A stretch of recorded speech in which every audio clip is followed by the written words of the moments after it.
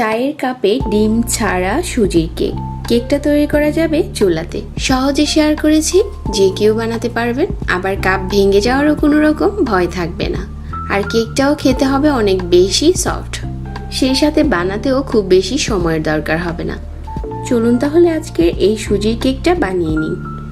1 cup নিয়ে নিচ্ছি সুজি, তারপর ব্লেন্ডারে দিয়ে সুজিটাকে একটু গুঁড়ো করে নিচ্ছি।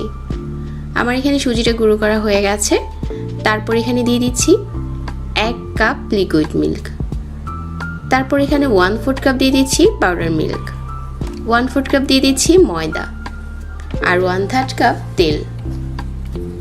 হাফ চা চামচ দিয়ে দিচ্ছি লবণ, আর 1/4 চা চামচ দিয়ে দিচ্ছি বেকিং পাউডার, আর 1/4 চা চামচ বেকিং সোডা।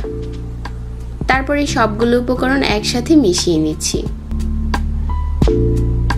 যখন মেশানো হয়ে যাবে, এখানে আমি দিয়ে দিচ্ছি হাফ চামচ ভ্যানিলা এসেন্স।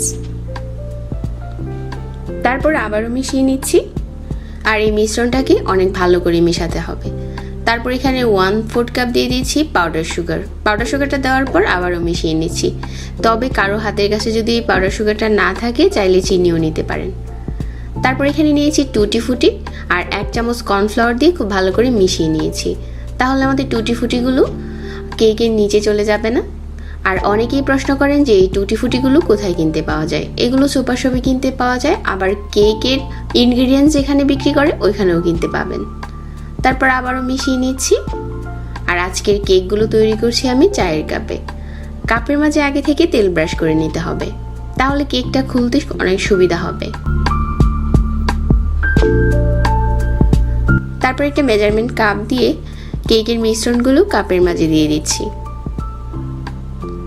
আজকের কেকটা যেহেতু সুজি দিয়ে তৈরি করেছি, এই জন্য আমি কাপটা একটু ভরে ভরে দিচ্ছি, কারণ আমাদের কেকটা কিন্তু অনেক বেশি ফুলে উপরে চলে আসবে না।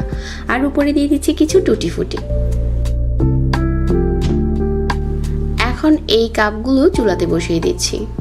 আগে থেকে পাত্রটাকে প্রিহিট করে নিতে হবে, আর ঢাকনা দিয়ে ঢেকে অপেক্ষা করতে হবে 20 মিনিট।